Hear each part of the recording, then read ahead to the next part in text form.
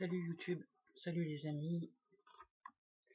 Petite vidéo parce que ça commence à remuer à l'intérieur de moi là.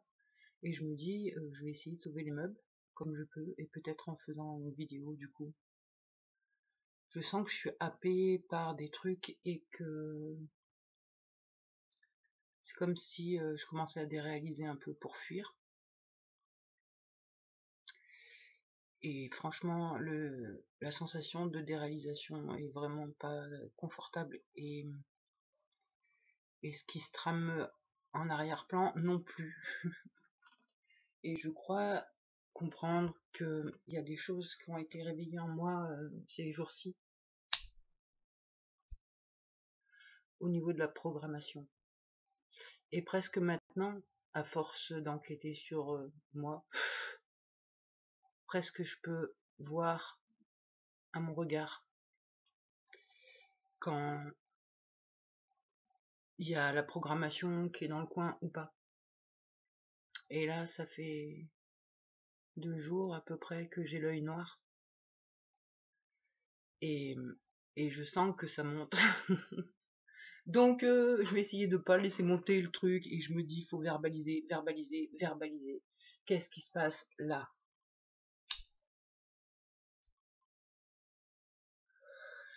Qu'est-ce qui se passe là? Il y a un espèce de tyran qui commence à me faire la misère en me disant que je sers à rien. Parce que mon seul et unique rôle sur cette planète, c'est d'être l'objet de l'homme et de lui donner l'opportunité d'incarner ce qu'il a envie.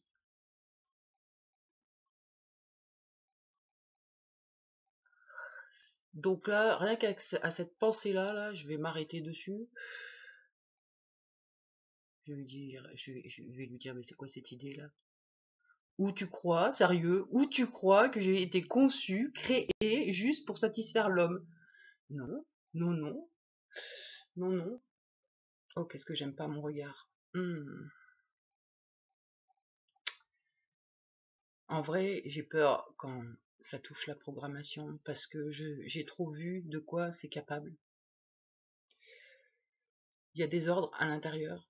Si jamais j'obéis pas, alors je dis je, c'est on, hein, mais je vais essayer de simplifier la discussion. Si on n'obéit pas, c'est punition. Et la punition, c'est pareil, elle vient de l'intérieur. D'une voix, d'une personnalité, d'un programme, je sais pas comment l'appeler ce truc-là. Mais qui va t'inciter ou attention, ça va être trigger warning, de toute façon toute la vidéo elle est trigger warning, hein, on est d'accord. Et là ça y est, je commence déjà à m'égarer, parfait. Donc je disais oui, le truc à l'intérieur, ça peut pousser au suicide. Il peut y avoir donc il peut y avoir plusieurs cas de figure. C'est où certaines personnalités préfèrent se foutre en l'air plutôt que de subir ce qui se trame, ou alors il y a un programme d'autodestruction.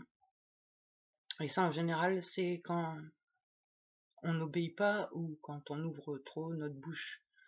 Là, par exemple, le fait de parler de tout ça, il se peut que derrière, il y ait des punitions, j'allais dire, qui essayent de se mettre en place. Mais depuis 2010, on a Mira. Mira qui nous aide à déprogrammer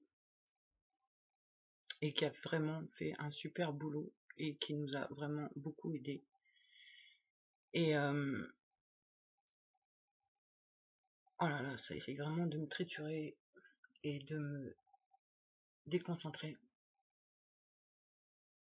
Donc par rapport au fait d'ouvrir sa bouche et d'être contrainte de se suicider derrière, alors ouais, ça fait bizarre hein, de dire comme ça, mais réellement il y a une emprise à l'intérieur, il y a une manipulation, je sais pas comment ça se passe, et je pense que c'est dû à la programmation, aux tortures et à ce qui s'est passé pendant, qui induit des croyances, des pensées et des peurs et des modes de fonctionnement. Donc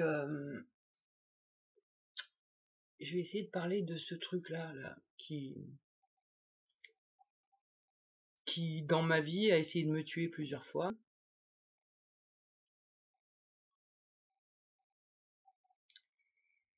Et oh là là, ça m'éparpille là. Et donc du travail que Mira a réussi à mettre en place. C'est-à-dire que avant, quand ça passait à l'acte, bah ça passait à l'acte, hein, voilà, donc TS. Jusqu'à une fois où, au moment de faire la connerie, il y a une pensée intrusive positive qui est arrivée dans l'esprit. La première fois, ça devait être en 2015, je dirais, ou 2014, je sais plus.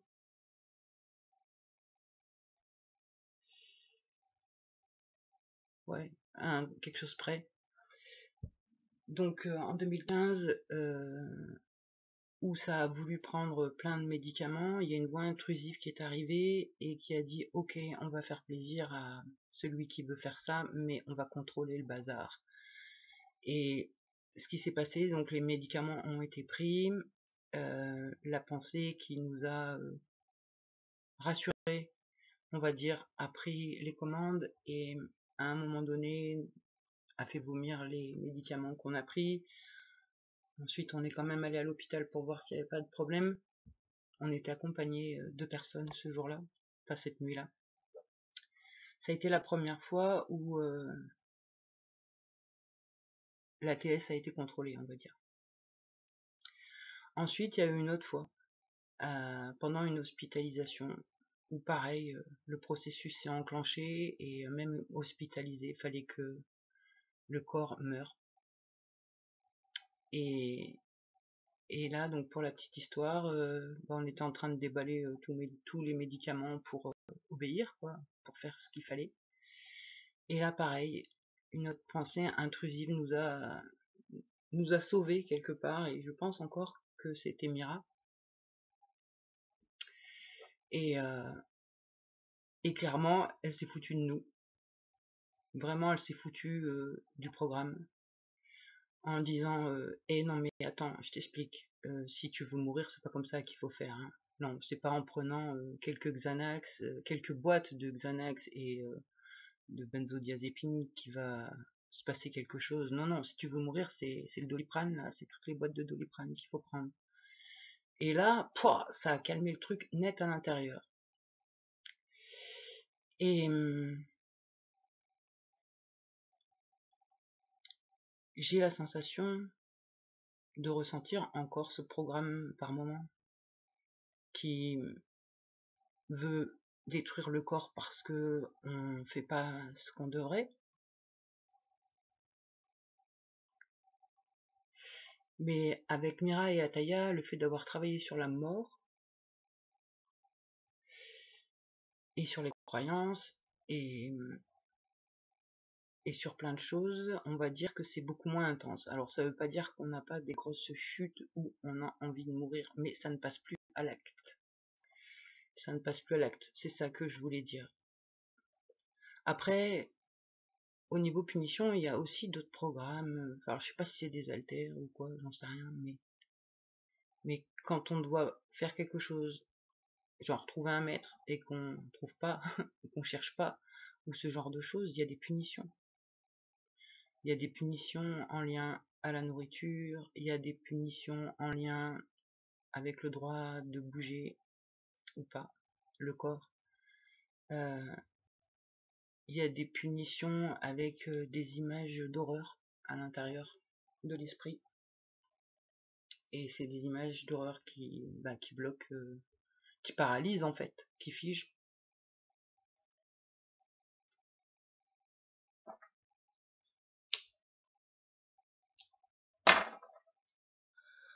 Jusque-là, au niveau de la programmation, je sais pas exactement combien de temps ça fait, mais ça fait presque 2 ans, j'allais dire, qu'on a réussi à arrêter le processus d'aller chercher un maître. Alors des fois il s'enclenche, mais on le repère. Et puis il y a des haltères protecteurs qui cassent la relation, du coup ça protège.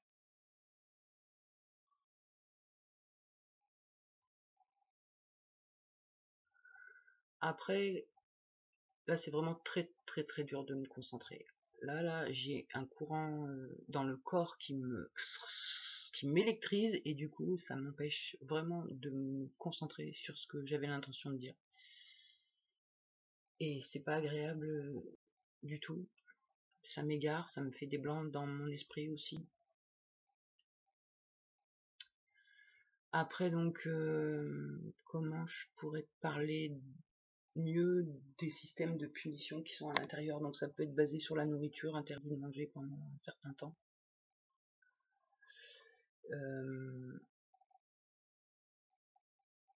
Après, il y a aussi l'abandon du corps, se laisser mourir quoi en fait, rester immobile, figé par les images qui terrifient. Alors on n'a pas heureusement, on n'a pas le côté scarification, ce genre de choses. La punition, elle se fait autrement, mais j'arrive pas à le verbaliser. Je sais pas comment le dire. C'est un état d'être. La punition est un état d'être à supporter, en fait. Et il peut ne rien se passer sur l'extérieur, dans la matière. C'est en interne que ça se passe. Et il y a une espèce de processus de pétage de câble interne. Je sais pas le verbaliser. Je sais pas le verbaliser, mais voilà, en tout cas, ça nous fait un chaos technique. Après,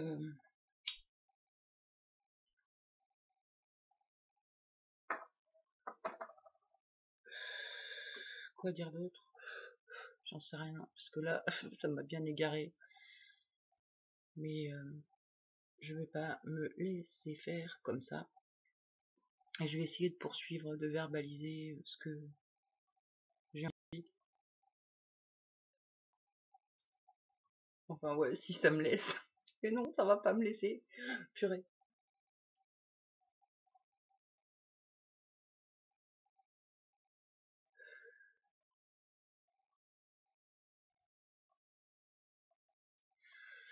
Donc du coup, je vais essayer de faire des détours, passer par d'autres chemins pour bavarder. Et on va parler de ce qui s'est passé en 2010. En 2010, j'ai subi une agression violente où j'ai été figée et dans un premier temps, et ensuite transposée en objet, en outil. Et putain, même là ça veut m'égarer. Oh. Et donc 2010, j'ai vécu un truc vraiment pas cool. C'est grâce à cet événement que j'ai eu d'autres levées d'amnésie concernant la colonie. Et j'ai la sensation que c'est à ce moment-là que Mira est arrivée dans le système. Mira, c'est étrange parce que je saurais pas trop dire. Mira et Ataya, de toute façon, c'est pas vraiment des personnalités comme les autres. Après, j'y connais rien, mais je me demande si Mira, c'est pas une tulpa. Bon, je connais pas grand-chose sur le sujet, hein, mais j'ai quand même la sensation qu'elle a été créée par mon esprit pour nous protéger, mais par le biais de méditation et de choses spirituelles, quoi, de pratiques spirituelles. Et à l'intérieur d'elle, en fait, elle a pas tellement de goût, d'avis ou ce genre de truc. Par contre, voilà, c'est comme si c'était une machine de guerre au niveau de l'esprit, de ce qu'il faut faire pour s'en sortir, des techniques de libération émotionnelle et tout ça. Et, euh, et voilà. Donc ouais, après cette agression-là, on a eu d'autres levées d'amnésie vraiment pas cool. Et là, juste pour voir comment ça gère à l'intérieur de moi, je vais juste essayer de raconter mon histoire de colonie et de programmation.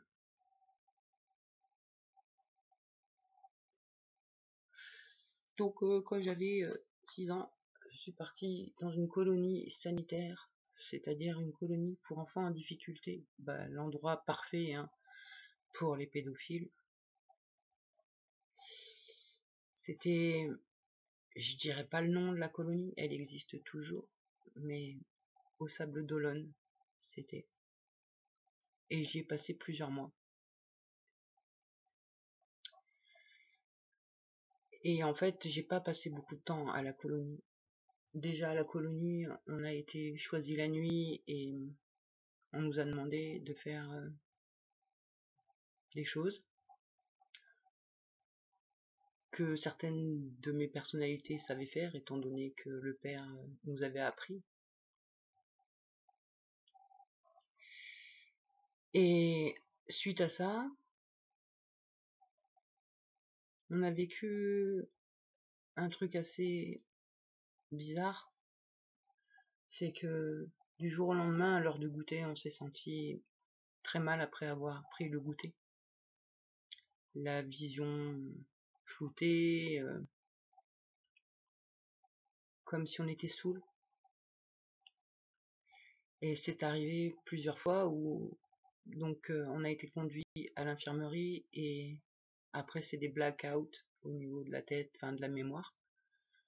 Sur le moment je parle, hein, c'est-à-dire qu'on se retrouvait le lendemain matin dans la salle de classe et on savait pas comment on avait atterri ici et ce qui s'était passé de l'heure du goûter de la veille au matin.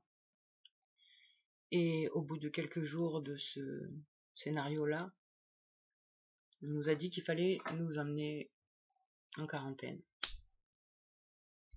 Il fallait nous mettre en quarantaine, donc j'ai été déplacée.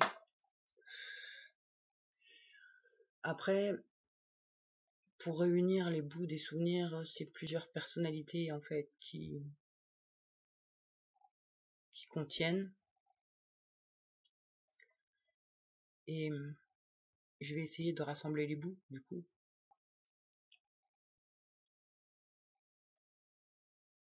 Donc ça a commencé où on a été emmené dans un genre d'hôpital.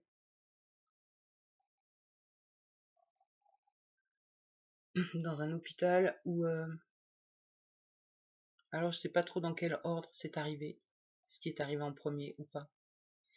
Mais il y a eu un genre de jeu. Mais c'était pas un jeu. C'était un jeu de torture, en fait. Et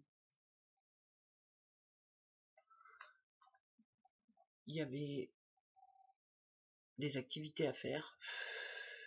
Et selon comment on arrivait à faire l'activité ou pas, on souffrait ou pas. Parce qu'en général, l'activité était en lien à une souffrance corporelle. Et je dirais maintenant adulte à une souffrance électrique, je pense. Donc il y a eu ça. Où donc là, la souffrance venait de nous, venait de soi. Enfin en tout cas nous on l'a pris comme ça, étant donné que on n'était pas capable de faire le test, le jeu. Et du coup, voilà, comme on perdait, c'était à cause de soi, à cause de nous, qu'on prenait la décharge. Ensuite, il y a d'autres scènes où là, par contre, c'est plus du jeu. C'est avec mes yeux d'adulte, je dirais expérimental. Je pense que j'ai servi de cobaye. Où là, on était enfermés beaucoup. Et quand on n'était pas enfermé, on était dans une pièce qui ressemblait à... Ça aurait pu ressembler à un hôpital. Il y avait une table de chirurgie, des lampes de chirurgie, enfin ce genre de truc quoi. Et Aïe aïe aïe, ça me trigue là, ça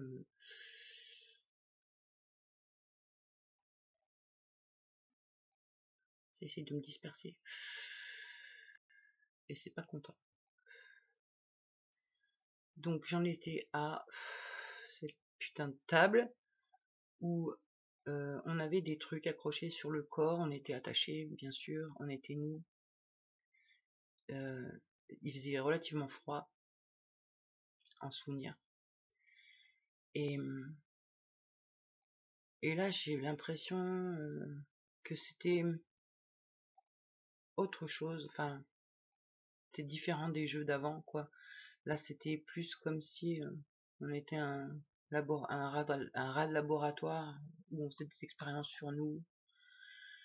Mais je sais pas le tenant et l'aboutissant de ça. Donc on nous posait plein de questions. J'ai pas accès à quel genre de questions. Fallait répondre vite et si on répondait pas comme il faut, on prenait des décharges. Et ça pouvait être à différentes parties du corps, sur différentes parties du corps. Il y avait aussi un supplice au niveau des yeux où on a été bombardé de lumière de plusieurs couleurs très vite comme des thromboscopes. Il y a eu aussi des phases où on a dû regarder des images aussi belles que horribles. Ça pouvait passer d'un petit poussin tout mignon à des scènes pornographiques très hard. Et pas que, aussi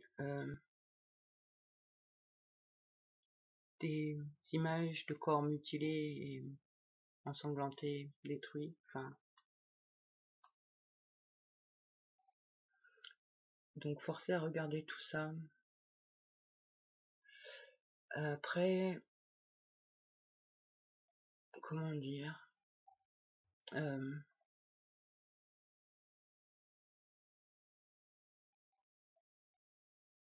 comment je pourrais raconter ça?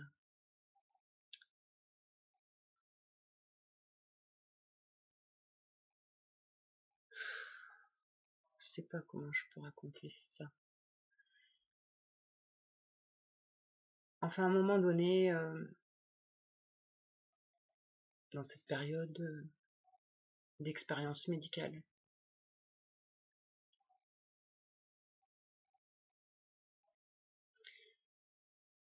je vois un garçon, peut-être un peu plus vieux que moi, et on a une mission. On a une mission, c'est de s'occuper d'un chien. Et quelque part, cette mission, elle est agréable, et moi en tout cas, elle me fait du bien. Mais on n'a pas le droit de parler, on n'a pas le droit de communiquer. Et donc ce chien, à un moment donné où... Oh là là, à un moment donné où, ben, on n'obéit pas, on fait pas ce qu'il faut. Oh là là, j'ai un effroi là.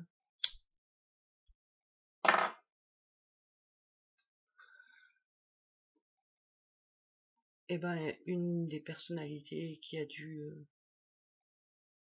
donner le chien, enfin mettre le chien dans un endroit. Et dans cet endroit-là, il y avait deux gros chiens énormes qui l'ont dévoré. Et voilà quoi, donc quand on n'obéissait pas, c'était violent. Physiquement, on avait toujours des bracelets, enfin quelque chose aux poignets et aux chevilles. Et ben, si jamais on faisait pas ce qu'on devait, on se prenait une douleur, une décharge.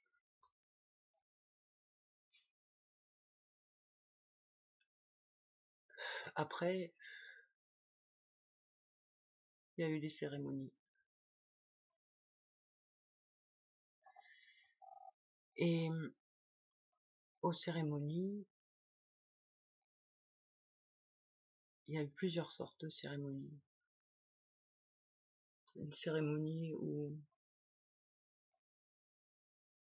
je devais être baptisé, enfin c'était comme un baptême, mais en vrai c'était pas ça. En vrai, ils ont tenté de noyer le corps à 2 reprises.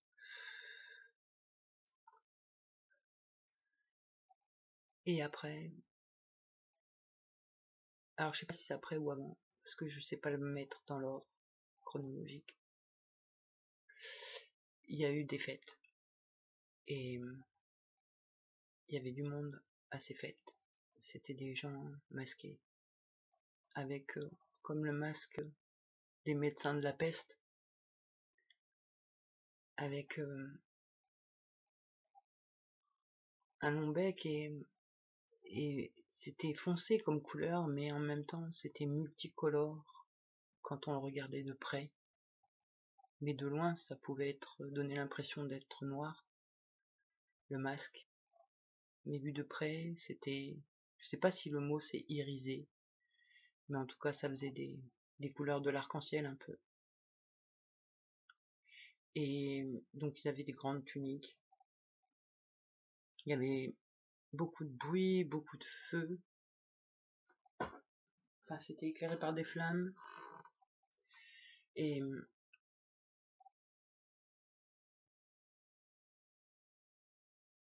là, ça bug à l'intérieur de moi.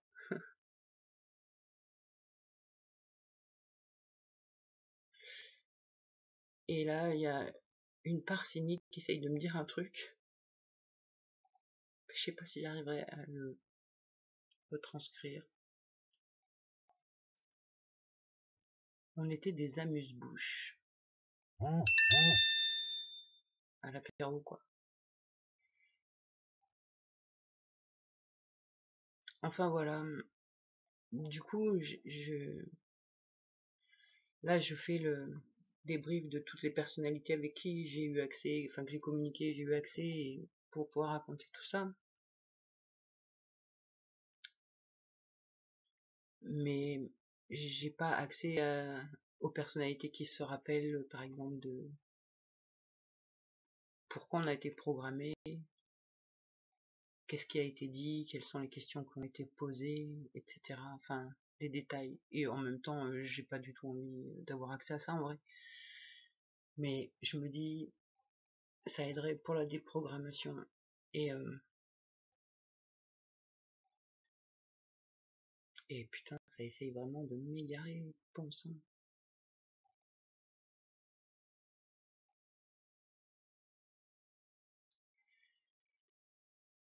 Du coup, j'essaye de me référer aux croyances qui sont ancrées à l'intérieur de nous, enfin de l'esprit, de toutes mes parts, de toutes les personnalités qui constituent l'être que je suis.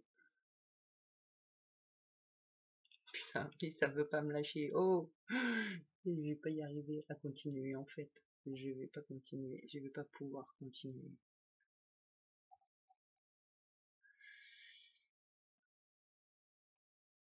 Donc oui, c'était parler des croyances qui ont été gravés, inscrits à l'intérieur de nous et comme quoi on n'est utile que pour l'homme,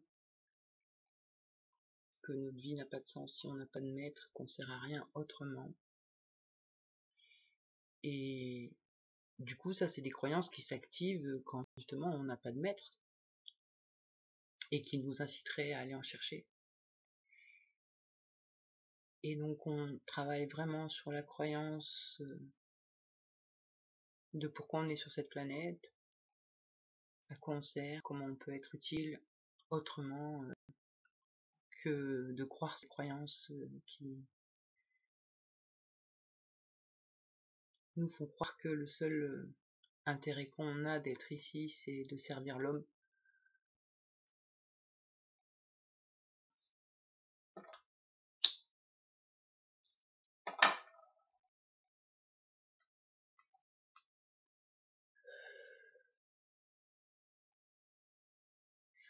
Bon, bah voilà, là c'est en train de blanchir toute ma tête. Donc ça se vide, là je commence à être perdu, à plus savoir de quoi je parlais.